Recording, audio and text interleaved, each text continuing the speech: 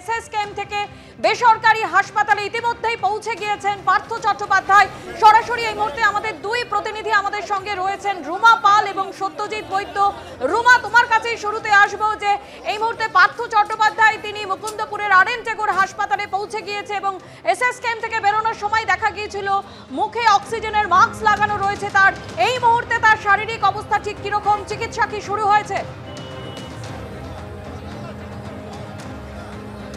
দেখো, জানিয়ে রাখি ঠিক 8:15 তারপর কার্ডিওলজি বিভাগ থেকে এসএসকেএম থেকে কার্ডিওলজি বিভাগ থেকে নিয়ে আসা হয় পার্থ চট্টোপাধ্যায়কে। তিনি স্ট্রেচারে তাকে তিনি শায়িত ছিলেন, তিনি শুয়েছিলেন। তাকে বারবার জিজ্ঞাসা করা হচ্ছিল যে তিনি কেমন আছেন। সেই মুহূর্তে তিনি কোনো কিছু কথা না বললেও ঠিক 8:35, যেটা সন্দীপ জানাচ্ছিল যে ততক্ষণ ডামাডোল স্থিতি তৈরি হয় পরিবারের যারা সদস্যরা রয়েছেন তার সাথে এবং পুলিশের সাথে। ঠিক 8:35 ওখান থেকে এই ঠিক পার্থ চট্টোপাধ্যায় অ্যাম্বুলেন্স ছাড়া হয় এবং পুলিশেরও একটি গাড়ি সঙ্গে সঙ্গে আসে এবং 9টার সময় কিন্তু আরএন টেগোর হাসপাতালে এসে পৌঁছায়, একদম এমার্জেন্সিতে নিয়ে যাওয়া হয়।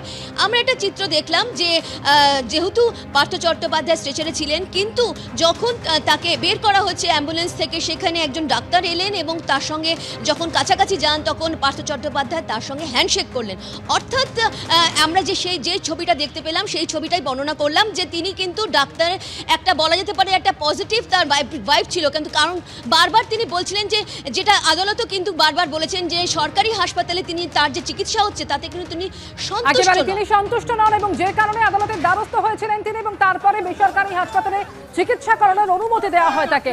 আরএন টেগোর হাসপাতালের সামনে থেকে আরেক প্রতিনিধি সত্যজিৎ বৈদ্য সরাসরি এই মুহূর্তে রয়েছেন আমাদের সঙ্গে। সত্যজিৎ, কিছুক্ষণ আগেই আরএন টেগোরে নিয়ে যাওয়া হয়েছে পার্থ চট্টোপাধ্যায়কে।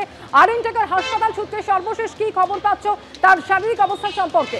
দেখো, তোমাকে প্রথমে বলে রাখি যে প্রায় 40 মিনিট অতিক্রান্ত হয়ে গিয়েছে। পার্থ চট্টোপাধ্যায় তিনি কিন্তু আরএন টেগোর হাসপাতালে এসেছেন এবং তাকে আমরা যেমনটা দেখলাম যে এমার্জেন্সি বিভাগে প্রথমে নিয়ে যাওয়া হয় এবং এখনও পর্যন্ত হাসপাতাল সূত্রে যেমনটা খবর এমার্জেন্সির যে বেড সেখানে তাকে শায়িত রাখা হয়েছে এবং সেখানে চিকিৎসকরা তার শারীরিক বিভিন্ন পরিস্থিতি কেমন তার সেই বিষয়ে পরীক্ষা করছেন, চিকিৎসকরা পরীক্ষা করছেন এবং এই মুহূর্তে তার সেই সমস্ত শারীরিক পরীক্ষা নিরীক্ষা চলছে।